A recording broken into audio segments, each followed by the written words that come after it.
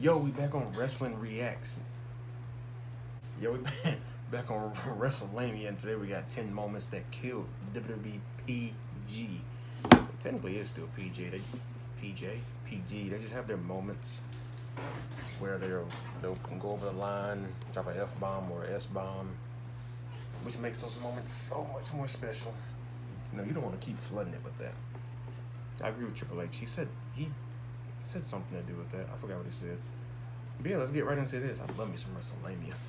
He just doesn't get old, man.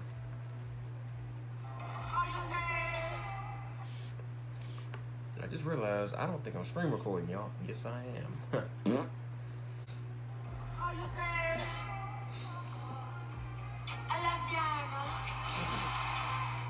10 moments that killed WWE. What? Who was that, by the way? Oh, of course. 10 moments that killed WWE PG. Be sure to subscribe and hit that notification bell for daily wrestling videos, and follow us on Facebook for exclusive lists. Also check out our videos on WrestleMania XL. Number 10, Stephanie McMahon gets attacked by Randy Orton. And there was a ton of concern. Well, first of all, depends on what year this Randy Orton is. He would have attacked his, like he said, his own grandmother. So, you know, you could. 09 Orton just couldn't be beat. Then heading into WrestleMania 20. Literally one of the greatest heels ever. Oh my! If he shaved his head today, then we gotta get Bald Orton one more time before he retires, right? I don't know how his back injury is, but I feel like Randy is limited too. So we losing Cena this year, and we could lose Randy potentially in another 3 to 5, maybe. I don't know. I think Roman out the door too. You know, he going to Hollywood 100%. Dang. Wrestling might be cooked. Not really. There's still other stars, but y'all get what I'm saying. My personal favorites are leaving. 5. Mania 25 was said to be the first Mania of the newly introduced PG era, and there was a lot of worry that WWE wouldn't want to deliver any hard-hitting, compelling angles. Thankfully, that wasn't the case, as WWE delivered their most intense angle in years, and it centered around a feud between the McMahon family and WWE's resident top heel, Randy Orton. The content that WWE delivered pushed the boundaries of PG to the absolute limit, as when Orton and Didn't they recreate the Triple H breaking into Randy Orton's house with AJ Styles kind of recently? Well, that's what it reminds y'all of. I forgot whose house he broke into, though. Mounted Stephanie McMahon, WWE booked Orton to attack McMahon in a moment that had the wrestling world talking. Orton would even kiss McMahon's unconscious body, which took the angle right to the next level, and heading into WrestleMania 25, the match between Orton and Triple H was without a doubt the most anticipated match on the entire card, and it was all down to this angle. Number 9, Rhea Ripley's antics. Now, over the past few years, one of the wrestlers on the modern WWE roster who has pushed the limits of PG is Rhea Ripley. During an on-air alliance with Dominic Mysterio, the two would often find themselves in compromising positions, and clips from their matches and segments often went viral and was seen by non-wrestling fans. Ripley is also prone to twerking and dancing in unique ways, to say the very least. But WWE have definitely allowed the former women's... Notice how that was a house show? That was on Raw. Oh, I think she's been fined. She got money, so she be alright. champion free reign when it comes to a character, and it's evident that Ripley is having fun virtually ignoring any PG guidelines, including her sexy pins. Number 8, bloodshed inside the cage. Now, there was a ton of hype leading into CM Punk versus Drew McIntyre inside Hell in a Cell at Bad Blood 2024. The feud was without a doubt the top feud of the Triple H era WWE. Oh, this match was so good. Oh my goodness, and it was in Atlanta too. The match was so good. And with them loosening the rules and guidance around PG, fans had hoped that Punk and McIntyre would be able to deliver a classic Hell in a Cell match that had intensity and, of course, bloodshed. Thankfully, that's exactly what happened, as just minutes into the match, there was bloodshed, and the audible gasp from the audience was an indicator that this was about to be a style of Hell in a Cell match that hadn't been seen in the past 15 years. The spots in the match were completely wild, and WWE didn't just deliver a match that belonged in a bygone era, they delivered... Bro, when what did he do? Try to go for that Claymore kick, but CM Punk got out the way and he didn't exactly fall on the stairs, but that didn't look like it felt good. Is what I'm trying to say. A match that saved the reputation of the cell itself. Number 7, The Fiend is set alight. Due to the COVID-19 pandemic, it allowed WWE to take major risks and shoot major angles in a more unconventional manner. One of the top feuds during this time period was between The Fiend and Randy Orton. This feud escalated when the two rivals collided in a Firefly Inferno match at TLC 2020. This match was notable as the infamous match came to a close when Orton poured gasoline over The Fiend, setting him alight and seemingly putting a permanent end to him. Some fans did question how WWE were allowed to get away with it, especially because burning a man alive on television wasn't exactly family-friendly content. But despite the severe burns, The Fiend would eventually resurface on WWE programming, and they managed to show the impact of the burns on the character with the iconic wrestler introducing a new burnt attire. Basically, you couldn't kill the unkillable. Number 6, The Flaming Table. Now in 2004... I did not watch WWE around the pandemic time, so I was unfamiliar with that match, or unaware of that match. But wow, I might go back and watch it. I mean, 2020 was a rough year just in general, so it's not WWE's fault. But I didn't watch it around the pandemic time at all. And they managed to show the impact of the burns on the character with the iconic wrestler introducing a new burnt attire. Basically, you couldn't kill the unkillable. Number 6, The Flaming Table. Now in 2014 at the Extreme Rules pay-per-view, WWE attempted to make the pay-per-view extreme by having a flaming table spot in the main event, yet it ultimately led to severe criticism from fans.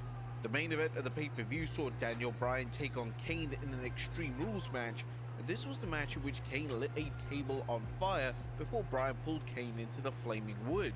Whilst it was a great moment, the illusion was then destroyed thanks to WWE crew members hovering around with fire extinguishers just minutes before the match. Obviously, it was appreciated and understandable why WWE did this, yet they could have presented the spot in such a way where it wasn't obvious what the spot was going to involve. Number 5, The Thumbtacks return. One of the weapons that was abolished from WWE when the company went PG in 2008 was thumbtacks. Thumbtacks are an extremely violent weapon, and one of the main issues with them is that they instantly cause the wrestler to bleed upon landing on them. With WWE having a no blood policy, the weapon was never going to be used again. But with that being said, at the 2016 Extreme Rules event, the Sinister Tax made a return during the Asylum. Oh, was that the first time they returned? Because I remember this. Extreme Rules 2016, Seth Rollins returned in the main event. I remember 2016. Match between Dean Ambrose and Chris Jericho. During the match, Jericho was slammed into the tax, and based on the reaction, the audience knew they had seen a rare TV-14 moment in the PG era, and it took the match to the very next level. According to Jericho, during a 2016 edition of Talk is Jericho, he was shocked that Vince McMahon approved of the decision. We were really surprised, Ambrose and I, because we came up with the idea for the Ambrose Asylum. We were surprised that Vince allowed us to use the tax. It hadn't been done in 10 years. It has been that long between tack bumps. And when the finish came in and Ambrose is going over, I have to take the bump on the tax. I have to. He can't take the bumps on the tax and then go on and win. It just doesn't make sense. Now, it's likely due to Jericho's standing as a veteran, it heavily influenced McMahon's decision, and if anyone lower down on the roster made the request to use the thumbtacks again, it probably would have been instantly denied. Number 4, Crushed to Death. The TLC pay-per-view in 2017 featured an attempted murder, and for a while it was presented as if the WWE had just killed off one of their top stars. Braun Strowman was teaming with The Miz, Kane and The Bar against a trio of Dean Ambrose, Seth Rollins and Kurt Angle. During the course of the match, Strowman's partners turned on him and they decided that they wanted to put a permanent end to it. I don't think I remember this, y'all. Why wasn't Roman a part of it? Was he sick or something? Oh, I forgot he does battle leukemia. Well, not battle it, but I guess it's a come and go type thing. I hope it doesn't come back to him, man. His existence. They will place him in the back of a garbage truck, and the operator of the truck would then reluctantly release the switch on the truck. This meant that Strowman had just been crushed to death on a live pay-per-view. It was without a doubt one of the more insane moments of the PG era, and although Strowman eventually returned to WWE television, it was really never explained how Strowman survived this near-death experience. Number 3, Randy Orton's weapon of choice. And the feud between Randy Orton and Jeff Hardy in 2018 was vastly underrated. What made the feud so special was that WWE allowed both legends to go all the way with the storyline. The two men were involved in some brutal segments, and their Hell in a Cell showdown saw Randy Orton use a weapon that should never be allowed in the PG era. In a rather creative yet sinister looking spot, Orton would thread a screwdriver through Hardy's earlobe and twist it until Hardy was screaming in pain. The spot was completely unique, and there was no way that this wasn't one of the most painful spots of Hardy's entire WWE career. Jeff Hardy would discuss the notable spot during an interview with the 11th Hour, and according to the former WWE champion, the secret was to make it real tight, but to ensure that the ear didn't come off clean. We did the first earlobe deal, with just the fingers, and actually one of the up-and-coming commentators, I think he's from 205 Live, he was like, what if you used a screwdriver?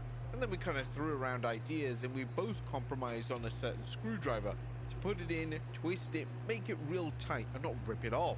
WWE quite rightly received praise for the spot, as it made the match stand out, and it created a somewhat iconic visual that will be discussed for many years to come. Number 2, Dom and Liv. Dominic and Rhea Ripley's relationship harkened back to the I think I've seen someone say this is our Edge and Lita. Do y'all agree with that? era, where Dom's real father Eddie Guerrero would be smitten with China, a great throwback to one of the best pairings WWE ever made. However, the relationship between Rhea and Dom got incredibly rocky when Liv Morgan would tease her insatiable appetite for Dominic Mysterio and taking him away from her. The teases led to many memorable moments on television, as whilst things may have looked innocent and accidental, they certainly weren't taken that way by Rhea Ripley. One moment particularly on Raw saw Liv Morgan appear wearing Dominic's vest, engaging in a flirtatious exchange. She then invited Dominic to retrieve the vest himself, leading to a tense moment where he began to unzip it. However, before a full unzipping occurred, Rhea Ripley would intervene. Liv Morgan's flirtatious teases continued on television, as of course we all remember Liv Morgan's short. Real quick, Dom's wife is the strongest woman alive. During that infamous segment between her and Dominic Mysterio. But this all came to a close at SummerSlam as Dominic Mysterio turned on Rhea Ripley and intervened, assisting Morgan in winning the Women's World Championship. And number 1, The Rock's profanity. Now it's often been said that any established PG rules or guidelines don't apply to The Rock.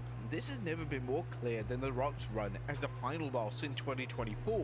It was almost as if The Rock had no idea that WWE was a PG product, as every promo would feature some type of cursing or deviation away from the set PG guidelines. One of the most non-PG segments The Rock was involved in took place on the road to WrestleMania 40, and it saw the final boss ambush Cody Rhodes in the parking lot. This segment was filled with profanity, non-PG elements, and this is a case of The Rock doing whatever he wanted. Once the segment had concluded on Raw, The Rock took to Instagram to continue the beatdown, and this is where The Rock informed the world champion that he was going off script. What, just because the show's over? That doesn't mean shit stops. The Rock doesn't give an F. Show is over, then it stops? F that. Your script, F that. Now, the segment got the entire wrestling world talking, and some questioned how on earth The Rock was able to get away with so much cursing and profanity. Also, when The Rock made a rare appearance on the NXT brand in early 2025, it was an expectation that The Rock would heavily tone down the profanity, but that isn't what happened, and The Rock just upped his level of profanity instead. In fact, The Rock's promo had F-bombs every 5 words, and it was clear that WWE censors had to work overtime. But there you have it, folks. I mean, it's The Rock, bro. When it comes to the big stars in wrestling, they're not gonna get fined. Cena could do it, Rock could do it, Roman could do it, Seth Rollins could do it. Y'all get the point. Y'all get the point. But 2024 Rock, oh my gosh. Yeah, WrestleMania 40 might be the best Mania we're going to get. It's way better than 41. I think WrestleMania 40 is gonna be better than 41, which it was. 42, 43, and I'm even gonna say 44. I'm going that far ahead. I mean, we don't know what the future holds, but 41 was good, but it's like, I don't know. I can't put my finger on what I didn't like about 41 personally. But it wasn't horrible, no. But it wasn't the best. Alright, y'all, that will do it for this WrestleMania reaction. Yeah, that's all I got, man. Hopefully I'll be back on my normal uploading schedule. So yeah, y'all subscribe to the food channel, the gaming channel, and I'll see y'all in my next video.